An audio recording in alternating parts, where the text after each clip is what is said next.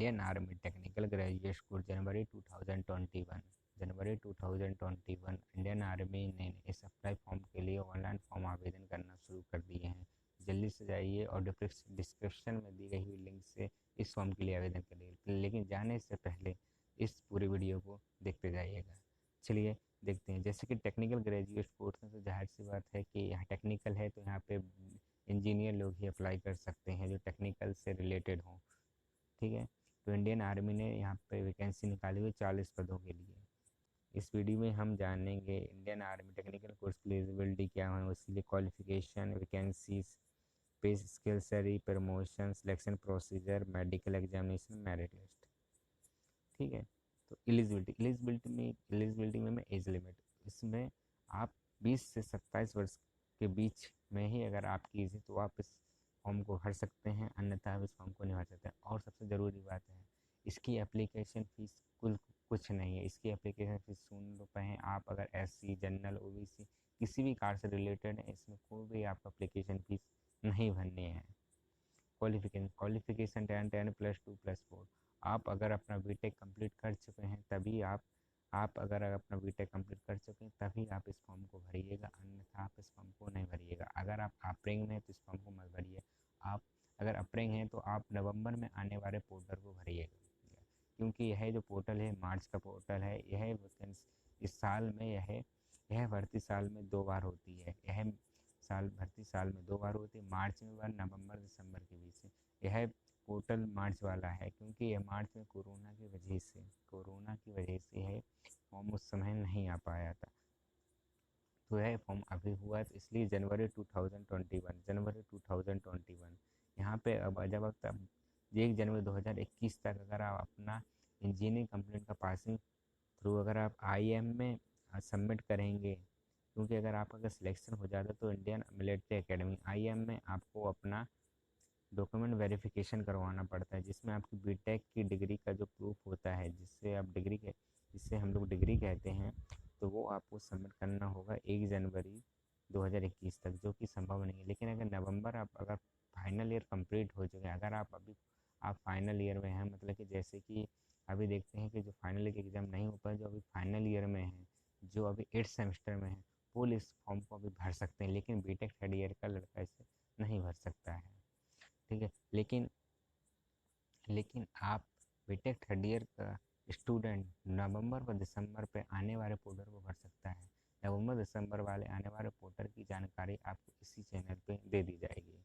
चलिए, ठीक है। नंबर ऑफ वैकेंसी, यहाँ पे भर्ती 40 वैकेंसी के लिए हो रही है। यहाँ पे इंडियन आर्मी ने 40 पदों के लिए भर्ती निकाली हुई है।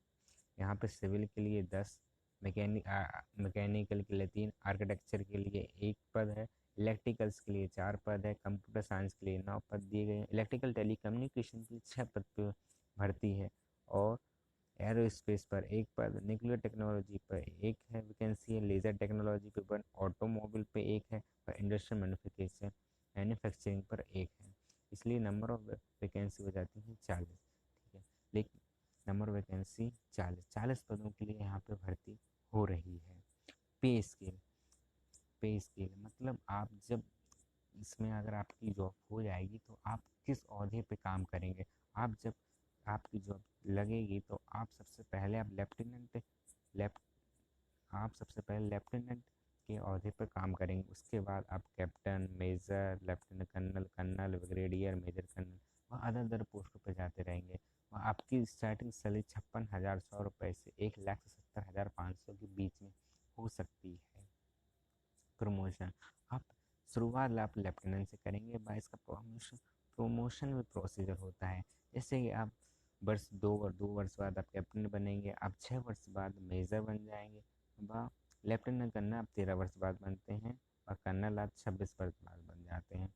लेकिन इसके पीछे में भी आपका रिजल्ट भी देखा जाता है। अगर आप अपने अगर क्षेत्र में अपने पोस्ट पर अच्छे काम, आप अपने पोस्ट पर अच्छी तरीके से प्रोसीजर एकदम ग्रोथ में रहेंगे, तो आपका प्रमोशन जो निश्चित समय होता है 2 वर्ष 6 वर्ष, उसके पहले भी आपका प्रमोशन कर दिया जाता है।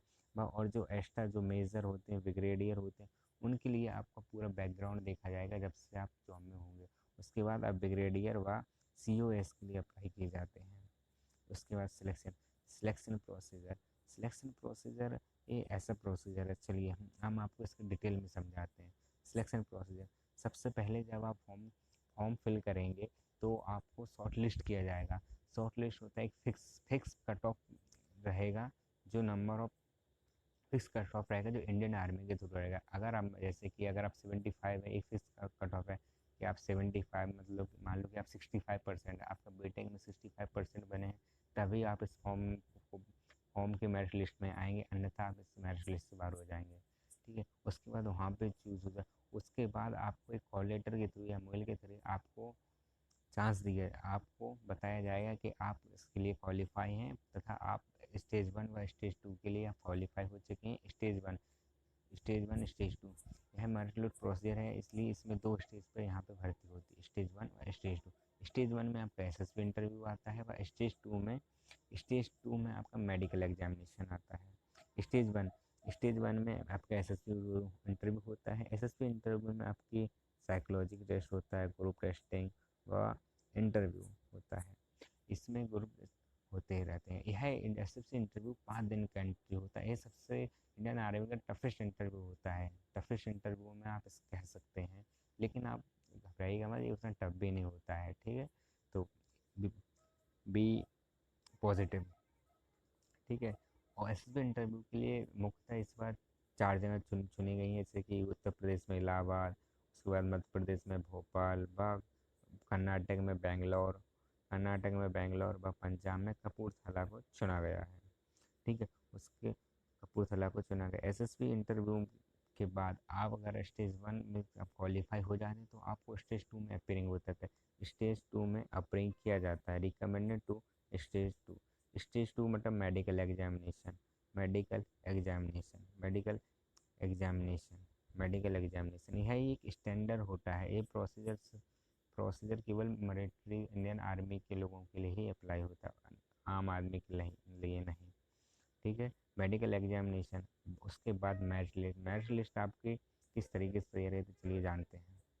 मेरिट लिस्ट में आपको क्वालिफाई आपके इस SSB इंटरव्यू व उसके थ्रू दिए गए सारे आपके मार्क्स काउंट किए जाएंगे। स्टेज 1 के मार्क्स, स्टेज 2 के मार्क्स, आपकी परफॉर्मेंस कैसी रही है वहाँ पर, उसके आपके हायर एजुकेशन, जैसे आप M.Tech B.Tech के हैं तो उसमें आप कितनी हाई एजुकेशन है, आपकी कितनी परसेंटेज है, आपकी वो काउंट की जाएगी। और उसमें SSC बैकग्राउंड का कोई इफेक्ट नहीं पड़ेगा।